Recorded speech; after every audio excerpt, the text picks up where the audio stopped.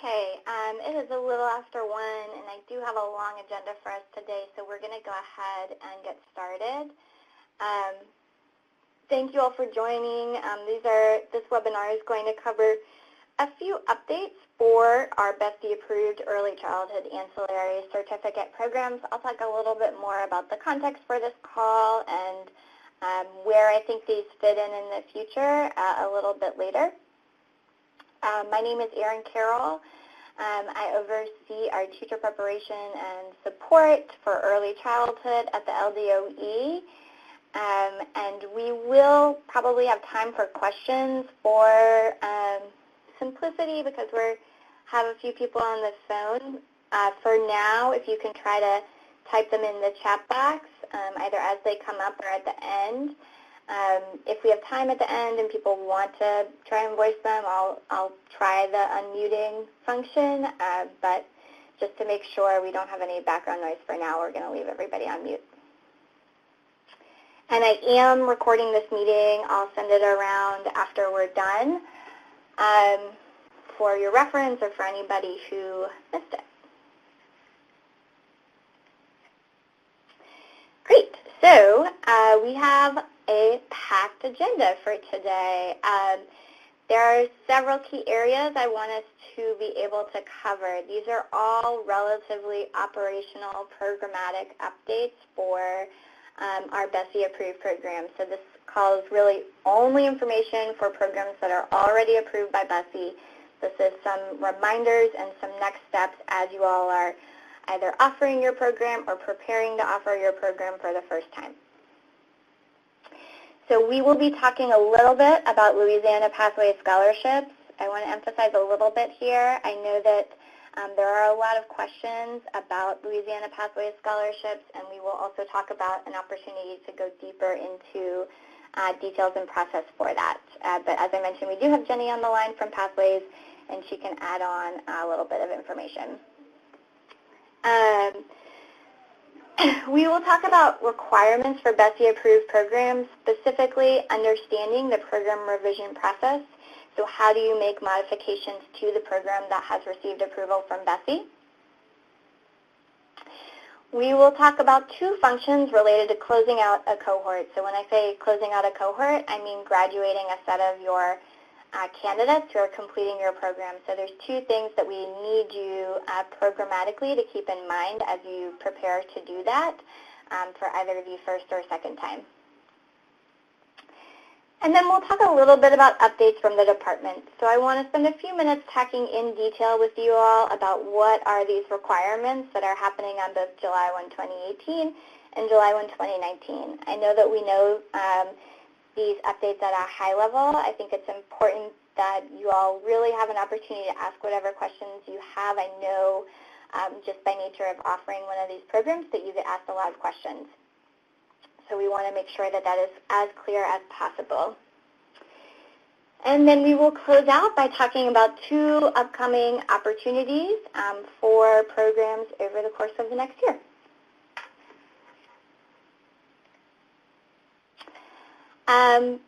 Before we go too crazy, I want us to just take a minute and look at where we are now and really recognize the work that has happened around the state. So some of us were here when we were just 4 programs looking for program approval. We now have 18 early childhood ancillary certificate programs operating across the state.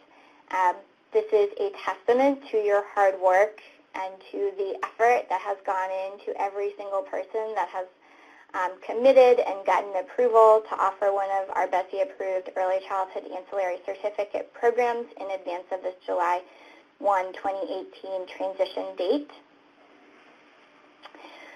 We are continuing to review programs. We have 3 more that are seeking approval at June BESE.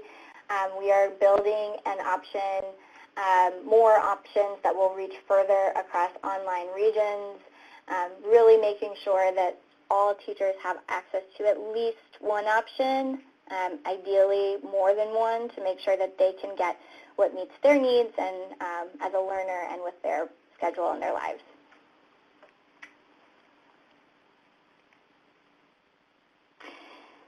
So our first key topic, Louisiana Pathways Tuition Scholarships. So again, this is going to be some high-level information about our scholarships for Louisiana Pathways and how they are related to your program.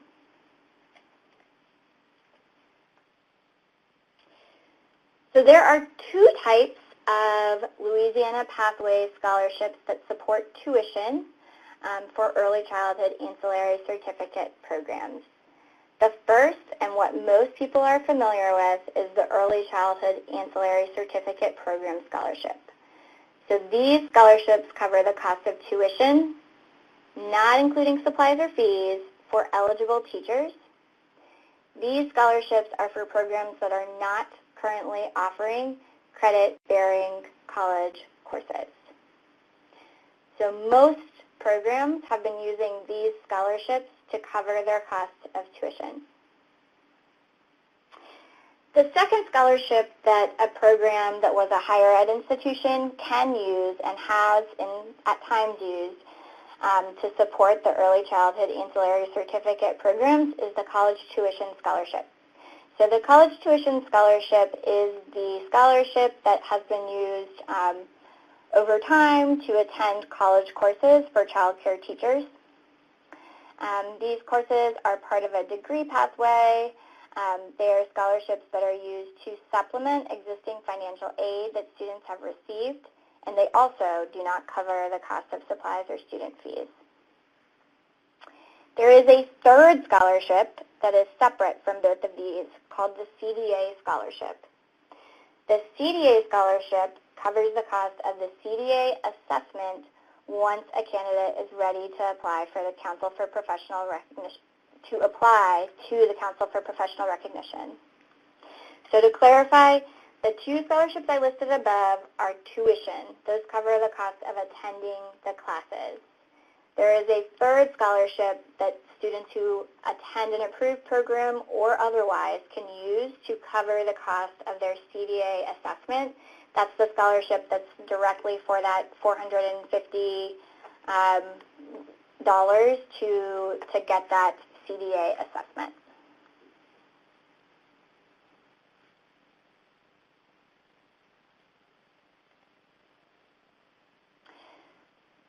Okay, so a little bit more details and a key update for our Early Childhood Ancillary Certificate Program Scholarship.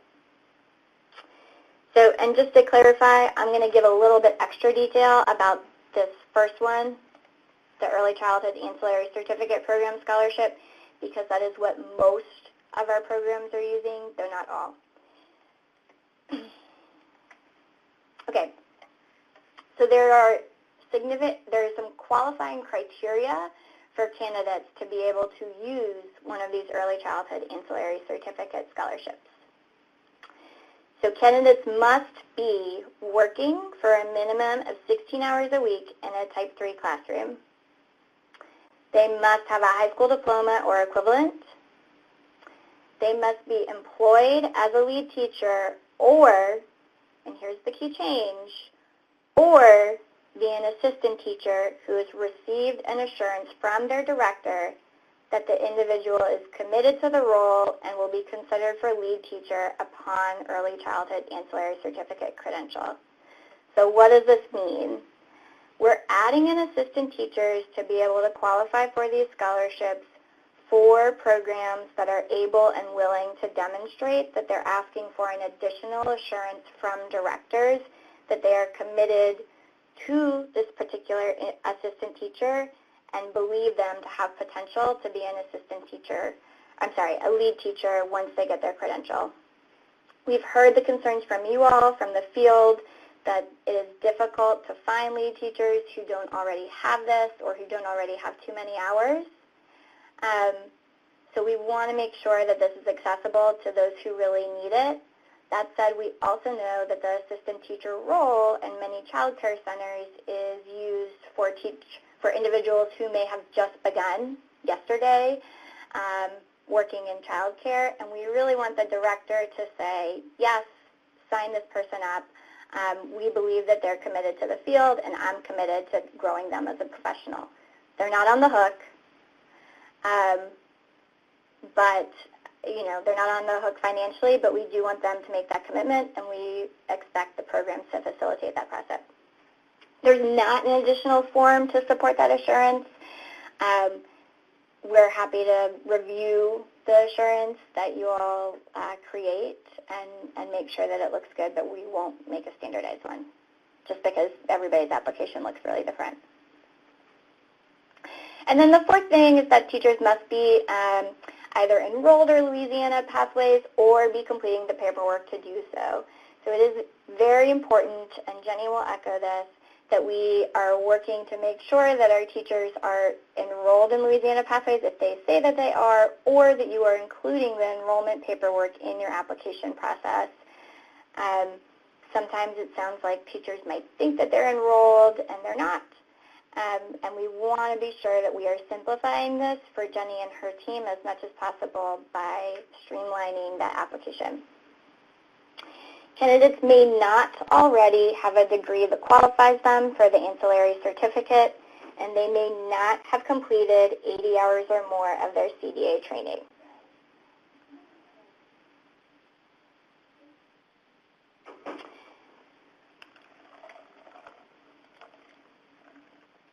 Okay, so that was the criteria for candidates to access those scholarships. This is, at a high level, the criteria for programs to be able to qualify for their candidates to use those scholarships.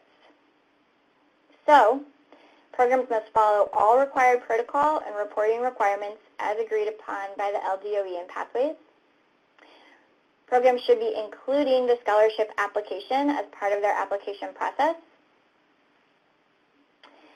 Programs should be doing a preliminary screening of applicants for Louisiana Pathways scholarships prior to submitting that information to Pathways.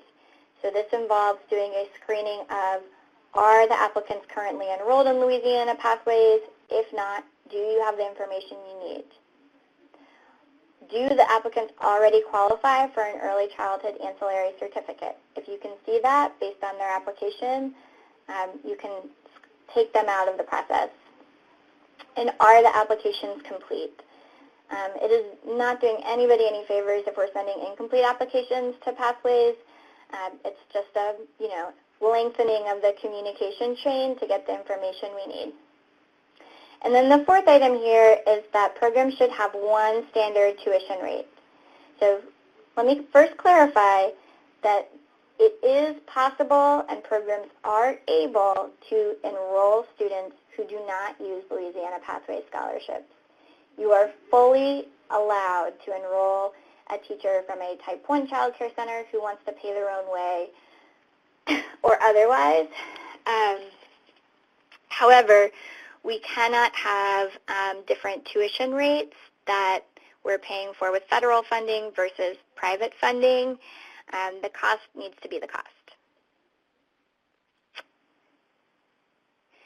Programs must use the tuition amount that was approved in their BESE-Approved application for program approval. I also included or lower there. I know that we have a plan to lower those tuition maximums over time, so that would come in there.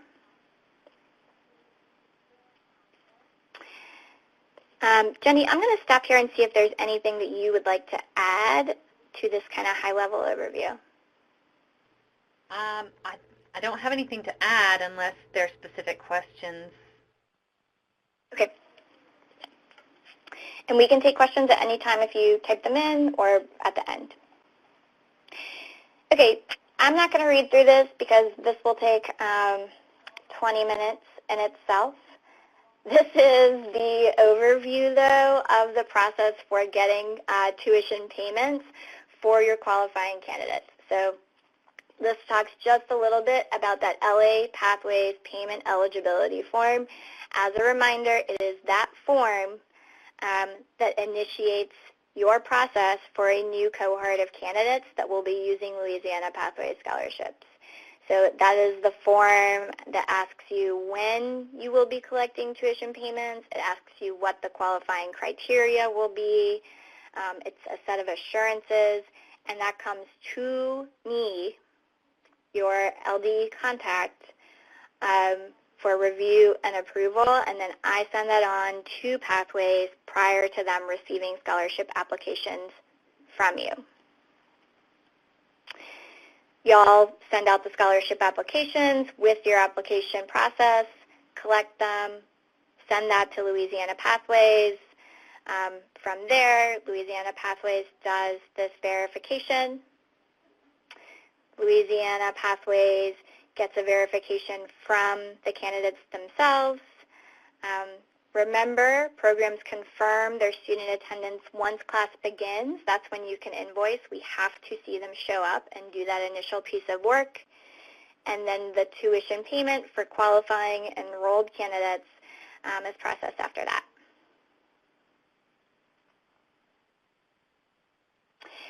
Yes, I will be posting this presentation. We just got a question about that. And there is a question here about the 80 clock hours and 36 clock hours. Let me hop back to that slide and we'll talk about it a little bit further going forward. The process has never been 36 hours or more to get a scholarship. Where 36 hours or more comes in is as of July 1, candidates who have 36 hours or more can complete their training at any provider. Candidates who have 35 hours or less have to go to a BESE-Approved program. Again, I'm going to talk about that more at the end of the presentation. The 80 hours, which is more than that, has always been the same. So it's 80 hours. If you've already done 2/3 of your CDA, you can't get a scholarship. And that will be for this year. We will remove that as we need to in the future, but that's for this scholarship year. Good question.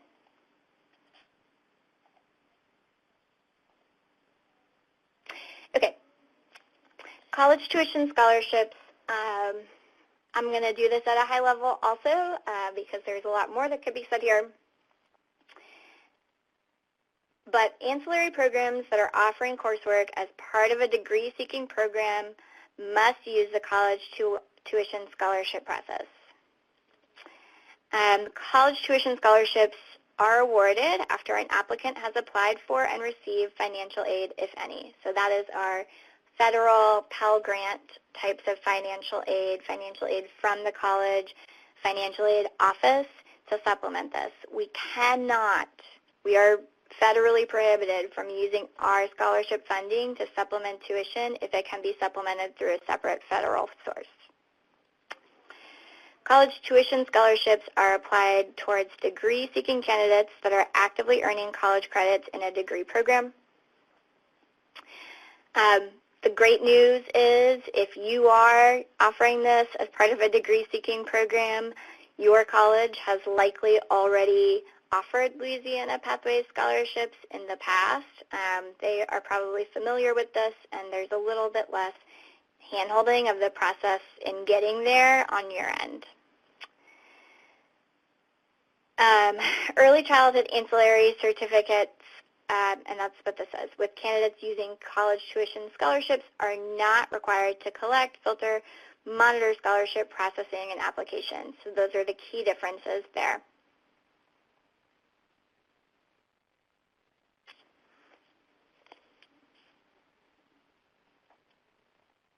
Okay. So as far as next steps about Louisiana Pathway Scholarships, I know that there's been a lot of questions, and I've received a lot of feedback about how we can continue to streamline and strengthen the process to, reduce frustration, make things work as easily as possible for all parties. Jenny and I will do an additional webinar just on Louisiana Pathway Scholarships later this summer. For new programs, those that are brand new as of April, you will also get kind of an introductory call as to how to handle scholarships for your specific program, so that's forthcoming. The webinar will be for everybody who has questions or wants additional information.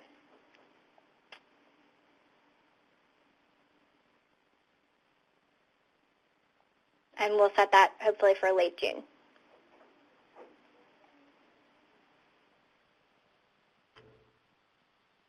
Okay.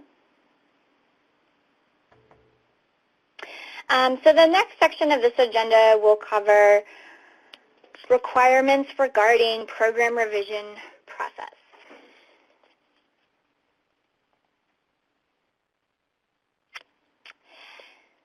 So the key point here is that when you receive BESE approval from the department, you have received approval to offer the program that was reviewed and approved by BESE. As far as BESE knows, that is the program, the coursework, the plan that is in place. Any changes to that program must be reviewed and approved by the department. We do a preliminary review process, which I'll talk through right now, to determine if the reviews or if the changes proposed are significant enough that the application would need to go back to BESE as a more formal update. So programs that wish to make revisions to their application for program approval may fall into two categories of required action based on the types of changes they would like to make. So the first category would be, and this is what everybody would want to probably do first unless they talk to me and I said, you are definitely in the second group, but the first category would be to submit a revision request to the department for review. So a revision request should be submitted for the following types of revisions. So if there are significant changes in your partnerships, your community partnerships, so that includes if you're adding a new region and you have formed a new community partnership, it may be a minor update, it may be a quick summary update, but it needs to be reported. If there's a key change in how you are recruiting and selecting candidates, a key change in how you are selecting applied practice sites, that doesn't mean that if you have changed to a new applied practice site, you need to report that. It's more if you've changed the way that you're doing that, we would need to know. Program implementation planning, so that's where you're reporting your tuition. Provider evaluation, that's where you're describing the data you will collect. And then, of course, the ever-important program design. So that's the biggie. That's those long charts where you're describing the coursework that you're offering. So I want to be clear, if you are changing something as minor as the order in which assignments are offered, if you are changing something like the key focus, or some of you have gotten incredibly specific in your application about the pages that you're looking at or those types of things, that doesn't need to be reported. If you are changing the content, the key content of a course, if you're changing the order in which it's being presented, those would need to be shared with the LD. So it's a little bit of information. What is a revision request? Basically, it is a page for me that says much of this. It asks you to submit a letter basically explaining what you are proposing to do, providing any backup documentation. You send that to your LDOE program contact, which right now is me. We review that with our internal review team, and if everything looks good to go, we don't think that it's anything that BESE would need to know about, then we can accept that approval as it is. If the changes are significant, if you are proposing to totally rework the program, if you are changing program delivery significantly, you may be asked to submit a new application for program approval. I can't come up with a great example outside of the top of my head. We haven't had it happen yet, but if there were significant revisions, that's what would be asked to do. Again, the LDE does not have the authority to approve programs. That comes from BESE, and so we need to make sure that we're following those processes as it's outlined in policy.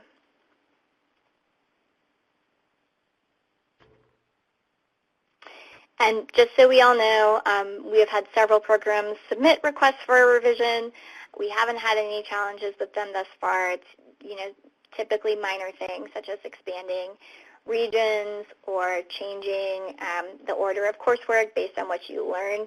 We fully expect and encourage, obviously, everybody to be reflecting on their program, especially after the first time you learn it. Things look different and you have an informed perspective. So we want to make sure that we're not making it too difficult to be responsive to your program, which is why I think most things can be covered through a revision request. Okay, Cindy just asked, we've received requests to serve parishes outside of but adjacent to our approved parishes. Should we submit a revision request for those? If you are planning to expand the parishes in which you serve, yes, we need to know that. And if this seems like you will be serving multiple candidates in those parishes, we really need you to do that community engagement with those local regions and speak to, in your revision request, how you will engage those communities. The reasons for that are because we know how critical it is to make sure we're engaging our local communities in our programs. We need to make sure we're responsive to everybody's workforce needs. And we also need to make sure that we have a good system for supporting that applied practice across various regions. Okay. Moving on to closing out a cohort. So I have two pieces I want to just touch on here. Again, largely procedural. So this is the process that is required as you have your candidates, as many of you are right now, have your candidates finishing their coursework for the first time or at any time going forward. So a cohort of candidates is finishing that last course.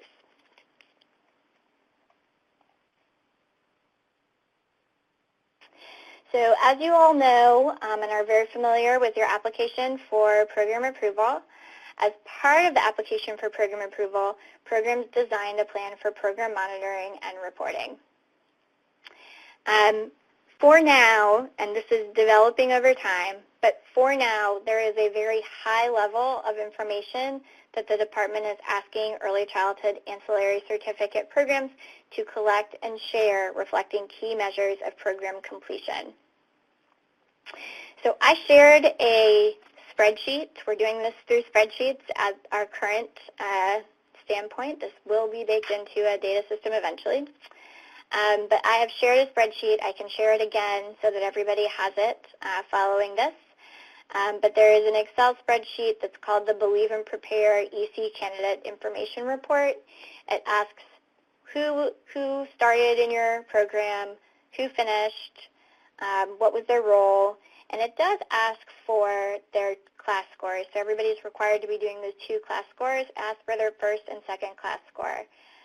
This is for context at this point, and I know that there's been situations where that was more difficult to report. If you have a one-off situation like that, we can always talk through it. So as far as process, this spreadsheet should be completed and submitted within 60 days of your candidate coursework completion, so roughly 2 months. After your candidates are done with their coursework, you should complete that spreadsheet and send it to your LDOE contact, which is me. We need this information for our funding reports. If you have any questions about this, if it presents any issues for you for whatever reason, please reach out to me and we will talk through it. So this candidate information report is currently requested from all programs at any completion of the cohort. So that is both those that are currently finishing their Believe and Prepare Early Childhood grant and those that are not.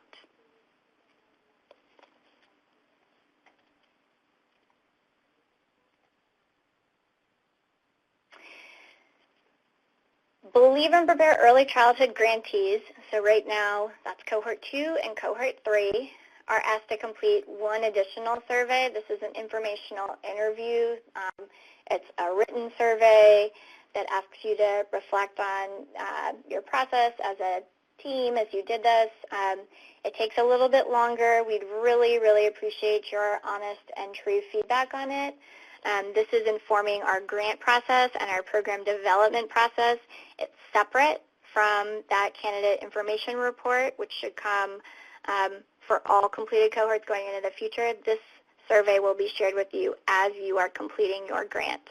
So, for example, I will be sharing it with Cohort 2 programs soon and Cohort 3 programs next spring as you're completing your first cohort.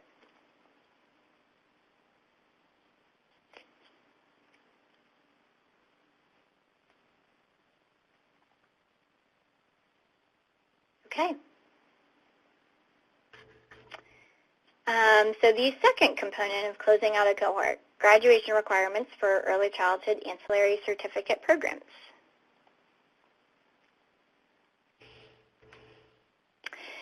So candidates completing an early childhood ancillary certificate program must have a transcript that documents their completion of the BESE-Approved coursework. So this is especially essential as we move to the July 1, 2018 transition date, where candidates will be asked to show where they completed their CDA training. So early childhood ancillary certificate programs must issue a transcript, I'm using that term broadly, but a transcript upon graduation that indicates that the candidate has completed coursework at a BESE-approved preparation program.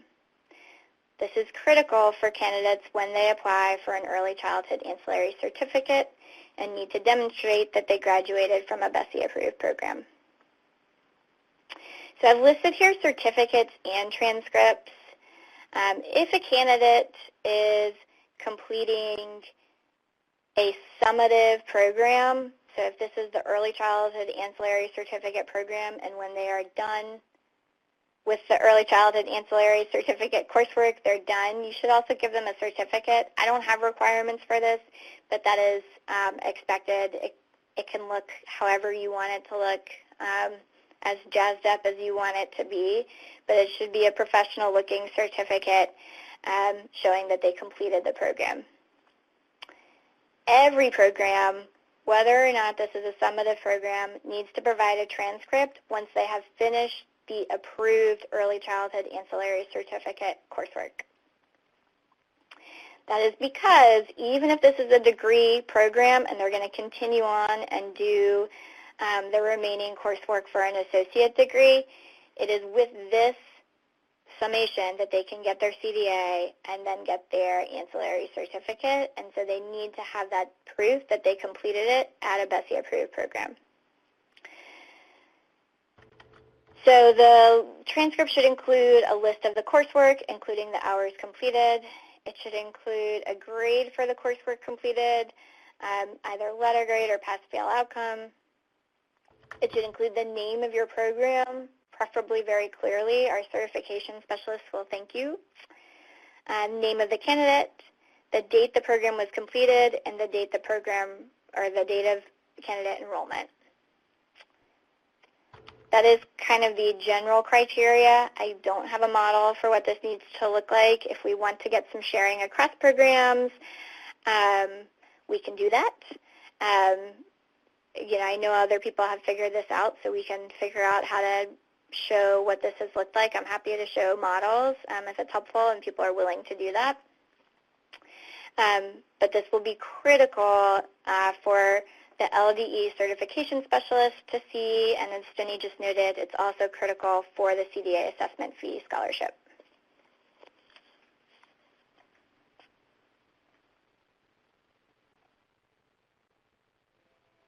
Okay. If you all have any questions, please continue typing them in. I'm going to continue rolling through a few other updates, and we should have time at the end. Okay, so additional set of updates from the department.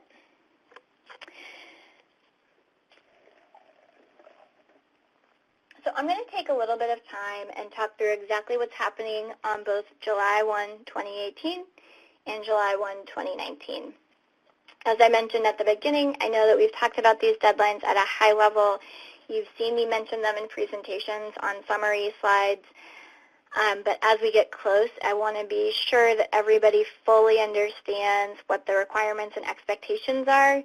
These are not requirements and expectations so much for you all, but they are for the candidates that you interact with. So we want to get any questions clear.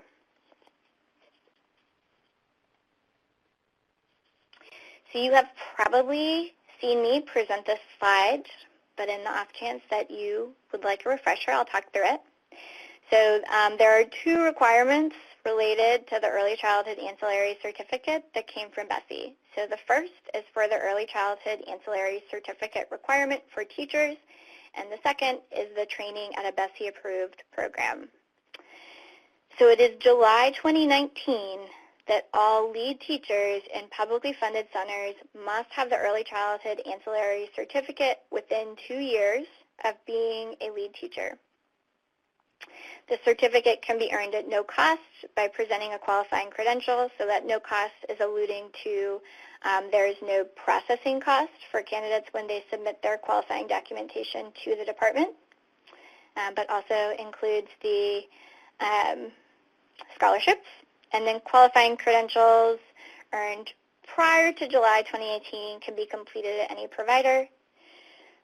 We've started getting questions, how will this be monitored come July 2019? How will you know if teachers have their ancillary certificate? This will be included as something that we call academic approval, which is a set of assurances that all licensed providers complete every year and send to the department. Academic approval is where centers are committing to participate in our rating system, to meet our other requirements, and beginning next year it will also include a requirement for their teachers to have the ancillary certificate or be in the process of earning one if they're under 2 years. The second part in the purple, completing the training at the BESE-Approved provider, phases in this summer. Teachers earning the Early Childhood Ancillary Certificate through a CDA or technical diploma must attend a BESE-Approved program. I'm going to get into the details. In order to become an Early Childhood Ancillary Certificate program, programs must apply for program approval. So check there. You all are good. And this has obviously, as you all know, been supported through Believe and Prepare Early Childhood. As many of you know, at the same time as the establishment of the Early Childhood Ancillary Certificate, there was the establishment of the Birth to Kindergarten Bachelor's Degree and Associate Degree. There are higher ed programs that are working on that as we speak, and will be eventually offering that Birth to Kindergarten degree.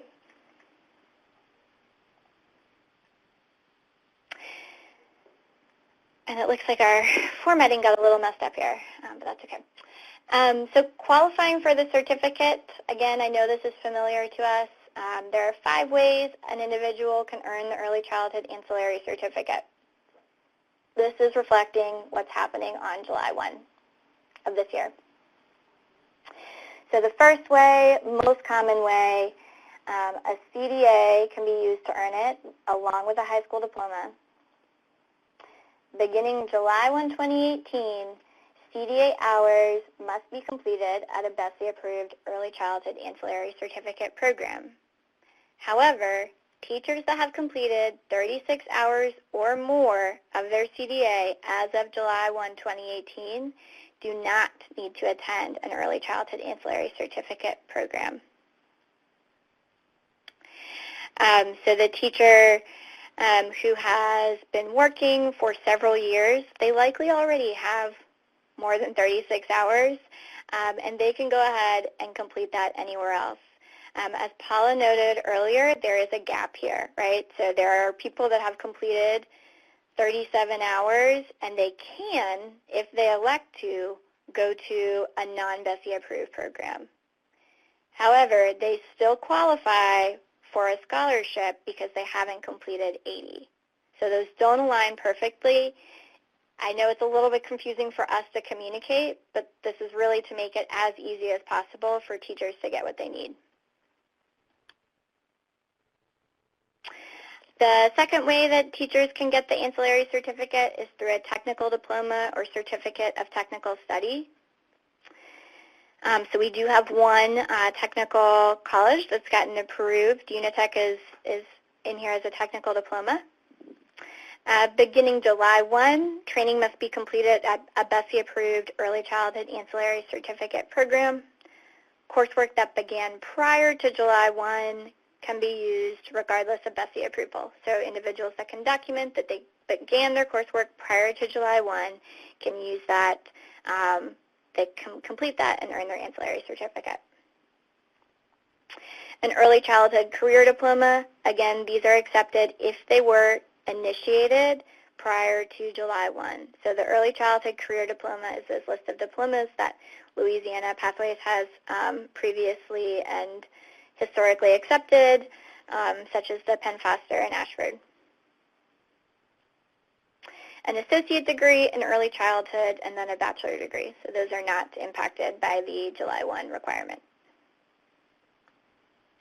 So Rhonda asked, what will happen if a staff quits at a center? How long will the center have to find another staff to replace the teacher that has the ancillary certificate? Can they be in the process of getting it and still be the lead teacher? Yes. The answer to all of that is yes. I'm going to talk about it in just 1 second. But basically the way this will work, centers have 24 months. So the way it's written in policy is within 24 months of the teacher's start date as lead teacher, they need to have the early childhood ancillary certificate.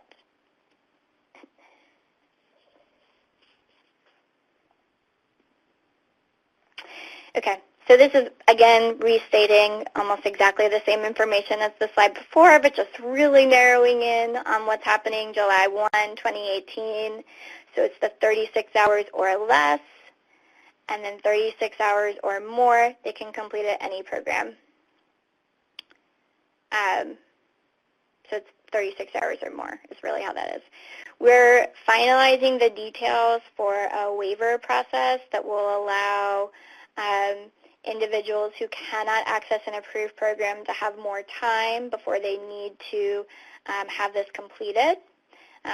We expect that most of that will be regional at this point. We know that there are still areas of the state that can't access an approved program, and in some regions there's not enough spaces within your programs.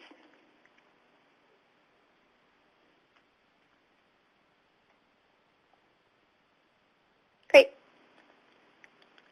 So this is, how does this actually work? What actually happens as of July 1? What do candidates need to do to get their ancillary certificate, which of course is earned for free?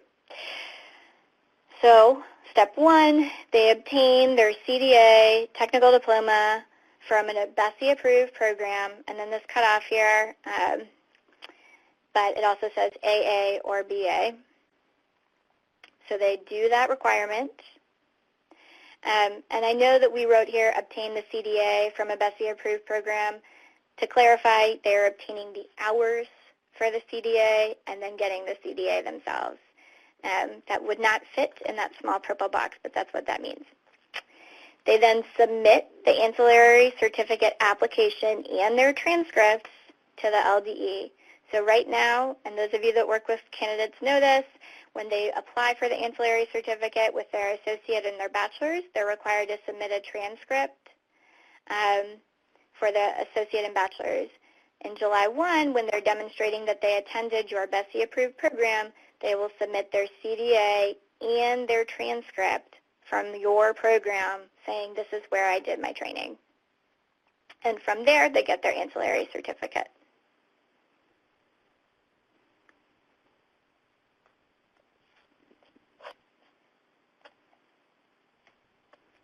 Okay, so those are the key changes around the change to a BESE-Approved program. There's another series of changes for teachers that happen on July 1, 2019 as we implement the requirement for the Early Childhood Ancillary Certificate.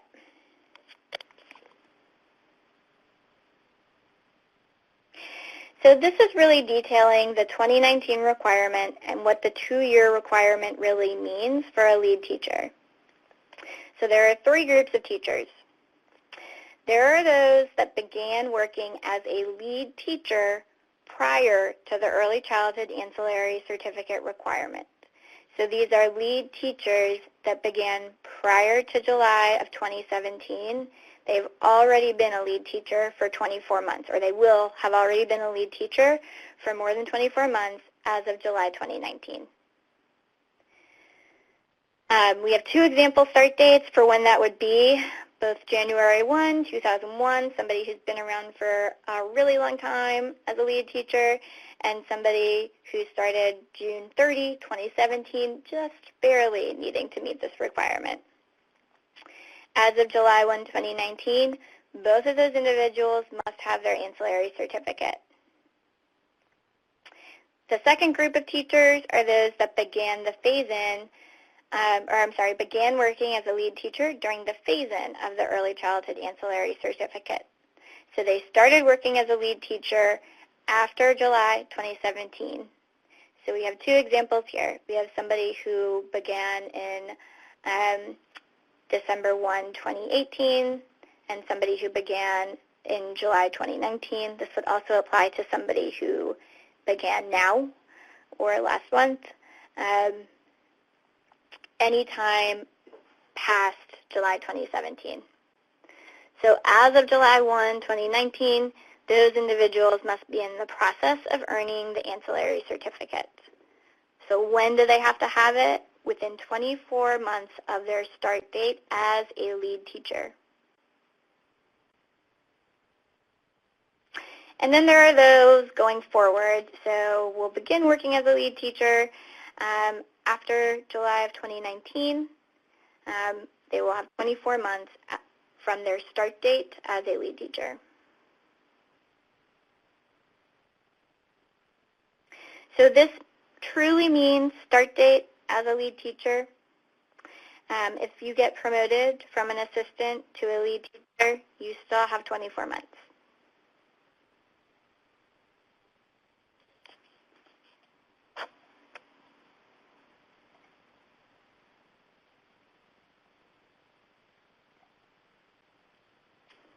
Okay, I'm going to really quickly talk through a few opportunities and updates for the next year, just to give you a heads up of things you will be hearing about and seeing in the upcoming months. And then we will have a few minutes. If you have any questions, go ahead and start typing them in, and I can get to them. So in Louisiana and in most states, teacher preparation programs participate in review processes to provide feedback and guide program improvements. So currently, all of our traditional and alternative teacher preparation programs that are preparing our teachers to work in K-12 settings are participating in an on-site review process that provides feedback and recommendations based on their current program. This is actually a process that has been in development over the past, I want to say, 2 to 3 years, is being fully implemented over the course of the next year for our traditional teacher preparation programs that are resulting in that full teacher certification.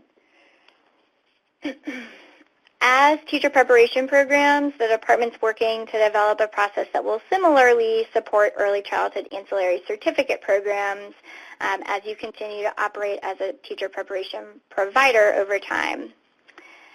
This process will likely include on-site visits, interviews, and data reviews. Some of you have already talked to us about this a little bit informally and have seen a little bit of what it looks like to have somebody come and check out your classroom. It is entirely for the purpose of improving programs and for giving feedback and making sure that everything is as it needs to be for our teachers. So we are considering a pilot of this in 2019. This will be informing what this process looks like long term. If you are interested in participating or being involved in this, please reach out to me. We will keep everybody informed, obviously, as decisions get made, but we will be looking to work more closely with a range of programs, probably those that have been operating for longer and those that are newer to the process, to make sure that whatever we are piloting works for everybody.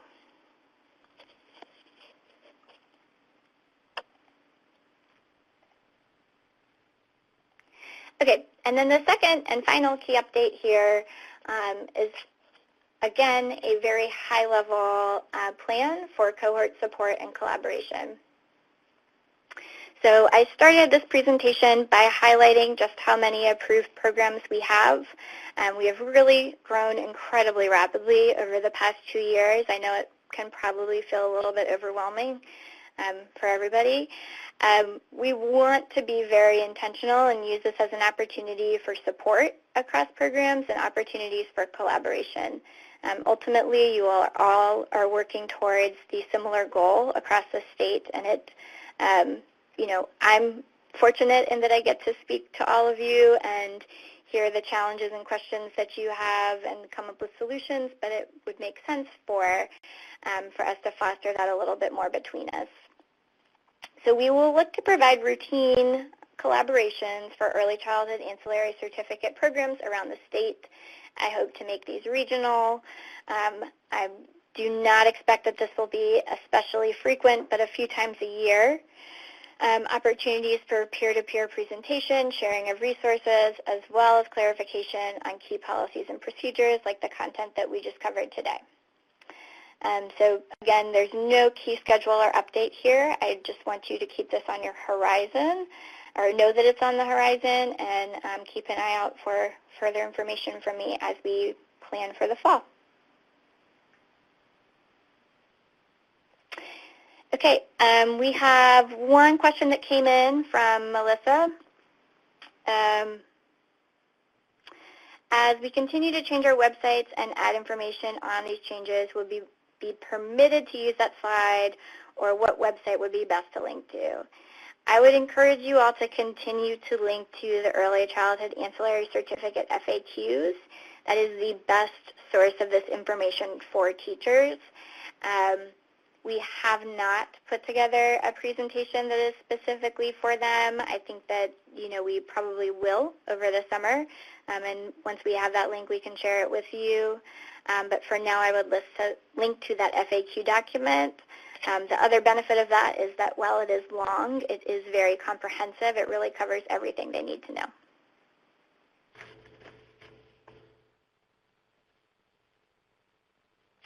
Other questions?